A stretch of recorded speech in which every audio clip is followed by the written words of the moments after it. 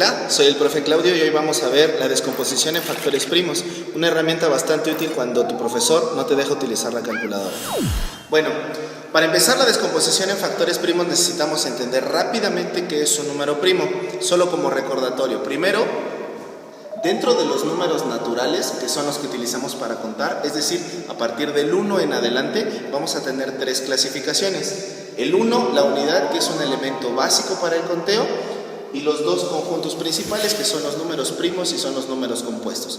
Si recuerdas lo que alguna vez te enseñaron en la escuela, sabrás que los números primos son aquellos que únicamente se pueden dividir entre sí mismos y entre el 1, que serían el número 2, el número 3, el número 5, el 7, el 11, el 13, el 17 y así sucesivamente hasta llegar al infinito, si es que pudiéramos llegar. En el caso de los números compuestos van a ser todos aquellos números que yo también pueda dividir tanto en ellos, en el 1, como en algún otro tipo de número.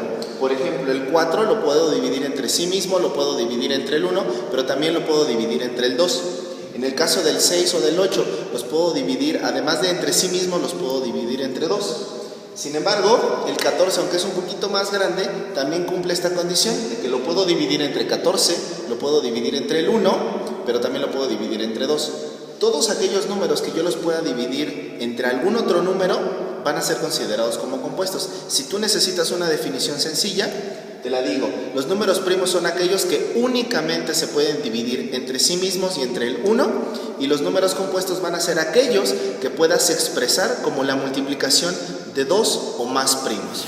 Bien, quedamos entonces que un número compuesto va a ser aquel que se puede expresar como la multiplicación de varios primos. El ejercicio que vamos a hacer ahora es cómo descomponer. A diferencia de nuestro lenguaje cotidiano, donde descomponer significa echar a perder, en matemáticas descomponer significa separar en sus componentes básicos. Dicho de otra forma, es a un número lo voy a expresar como la multiplicación de otros números. Entonces, para descomponer el 120, lo que vamos a hacer es una tablita que tal vez te sea familiar. Esta tablita se le conoce como la de descomposición, y lo que vamos a hacer aquí es colocar los números en los que voy a dividir, siendo todos estos números únicamente números primos. Es decir, vas a poder sacarle mitad, vas a poder sacarle tercera, quinta, séptima, onceava, etc. No se vale, teóricamente no se vale que le saques cuarta, que le saques sexta, que le saques novena. Teóricamente no se vale, aunque a veces por la práctica es posible.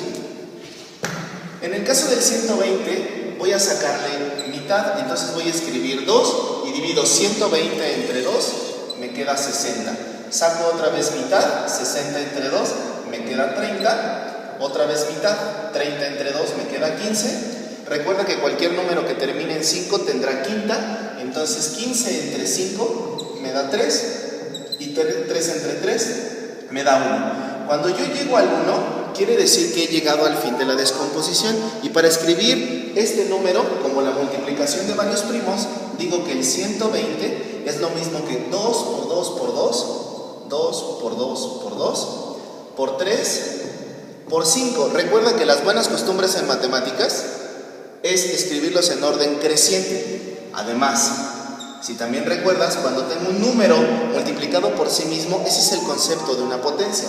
Por lo tanto, es válido también poner como 2 a la tercera potencia, porque lo tengo 1, 2 y 3 veces, multiplicado por 3 y multiplicado por 5. Esto es descomponer en factores primos. Oye, ¿y qué sucede entonces si yo, en lugar de sacar primero mitad, quiero sacar primero quinta? No importa el orden en el que tú escojas los divisores, siempre va a ser el mismo resultado, porque finalmente la descomposición es la multiplicación de varios, y recuerda que el orden en el que tú multipliques no altera el resultado. Ahora te voy a enseñar un truco, específicamente hablando cuando tienes un número que termina en 0. Recuerda que cualquier número que termine en 0 es como si tuviera una multiplicación por 10, es decir, si yo al 120 lo dividiera entre 10, pues nada más tendría que quitarle el 0 y me daría 12. Sin embargo, esto en matemáticas no es muy decente, no es bien visto. Lo que podemos hacer para hacerlo un poco más válido es saltarnos un pequeño paso.